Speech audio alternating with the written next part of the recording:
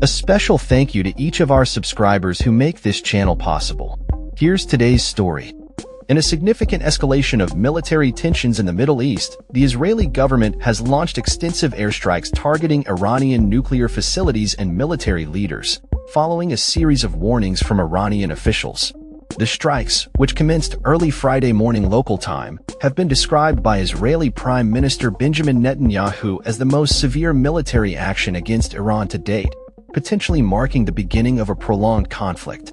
The U.S. State Department, led by Secretary of State Marco Rubio, has communicated with allied nations in the region prior to these strikes, emphasizing that the military actions were not a U.S. operation and that American assets were not involved.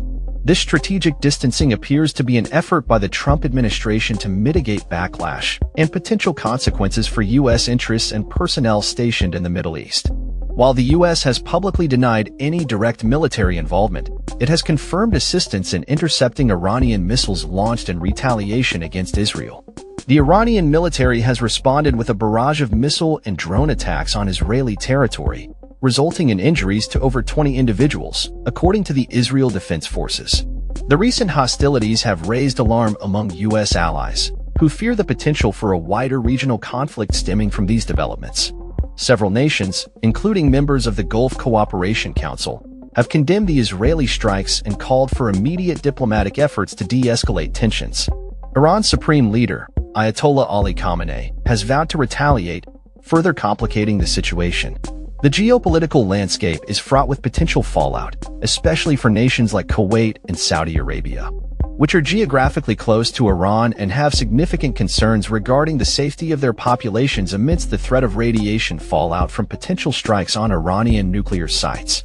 The International Atomic Energy Agency has indicated that radiation levels from the Natanz facility are currently stable, but the ongoing military actions and their implications remain uncertain. As the situation evolves, the U.S. is set to engage in talks with Iranian officials, although reports suggest Iran may withdraw from negotiations following the recent escalation. President Trump has urged Iran to negotiate a deal regarding its nuclear program, warning of severe consequences if diplomatic solutions are not sought. The precarious balance of power in the region hangs in the balance as both sides brace for further actions in the coming days, with the international community watching closely to see how this conflict unfolds. That's all for this story. We upload videos every day covering many different subjects, so hit that subscribe button to stay informed. Thanks for watching.